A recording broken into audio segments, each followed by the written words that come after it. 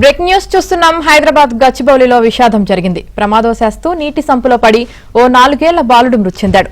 వికారాబాద్ జిల్లాకి చెందిన పరమేశ్వర్ అనే వ్యక్తికి 2 కుమారులు ఉన్నారు. పాఠశాల నుంచి పిల్లలను తీసుకువచ్చేందుకు వెళ్లిన ఆటో డ్రైవర్ ఒక్క బాలుడు మాత్రమే కనిపించడంతో తండ్రి పరమేశ్వర్ కు సమాచారం అందించాడు. స్కూల్ కు చేరుకున్న కుటుంబ సభ్యులు మరో కుమారుడి కోసం గాలించారు. నీటి సంపులో పడి ఉన్న బాలుడిని గుర్తించి బయటకు తీశారు. అప్పటికే బాలుడు మృతి చెందడంతో కుటుంబ సభ్యులు కన్నీరు మున్నీరయ్యారు.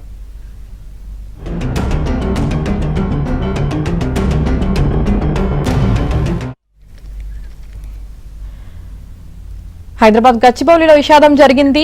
ప్రమాదవశాత్తు నీటి సంపులో పడి 4 ఏళ్ల బాలుడు మృతి చెందాడు. ఇక దీనికి సంబంధించి పూర్తి సమాచారం మా ప్రతినిధి మణికంఠ అందిస్తారు. మణికంఠ,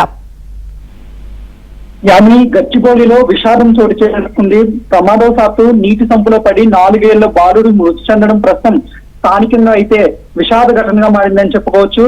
గచ్చిబౌలిలో టీఎన్జీవి కాలనీలో నివాసం ఉంటున్న వికారాబాద్ జిల్లాకు చెందిన యాలాల ప్రాంతానికి చెందిన బోయిన్ పరమేశ్వర్ గత కొద్దేళ్లుగా హైదరాబాద్ గచ్చిబౌలిలో నివాసం ఉంటూ ఉన్నాడు. అయితే ఆ పరమేశ్వర్ కు 2 కుమారులు అయితే ఉన్నారు. గచ్చిబౌలిలో నానక్రామగూడలో ప్రభుత్వ పాఠశాలలో కూడా ఇద్దరిని చదివిస్తూ ఉన్నాడు. ఇదే క్రమంలో చిన్న కుమారుడైన నిఖిల్ తేజ అదే పాఠశాలలో అంగన్వాడీలో చదువుతూ ఉన్నాడు. అయితే నిన్న సాయంత్రం స్కూల్ అయిపోగానే 2 పిల్లల్ని ఇంటికి డ్రాప్ చేయడానికి అయితే ఆటో డ్రైవర్ స్కూల్ వద్దకు వెళ్ళాడు. అయితే పెద్ద కుమారుడు మాత్రమే ఉన్నాడు. దీంతో రెండో కుమారుడు చిన్న కుమారుడు నిఖిల్ తేజ ఏమయ్యాడని ఆటో డ్రైవర్ కూడా స్కూల్ పరిసర ప్రాంతాల్లో అయితే వెతికాడు. అలాగే స్కూల్ యాజమాన్యాన్ని కూడా అడిగాడు. అయితే ఎప్పటికీ నిఖిల్ తేజ ఆచూకీ లభ్యం కాకపోవడంతో ఇదే విషయాన్ని నిఖిల్ తేజ తండ్రికి అయితే పరమేశ్వర్ అయితే వెల్లడించాడు. వెంటనే హుటాహుటిన చేరుకున్న నిఖిల్ తేజ తల్లిదండ్రులు స్కూల్ చుట్టుపక్కల పరిసర ప్రాంతాల్లో వెతికారు. అయితే ఇదే సమయంలో పూర్తిగా పాఠశాల వెనుక వైపు ఉన్న నీటి సంపులో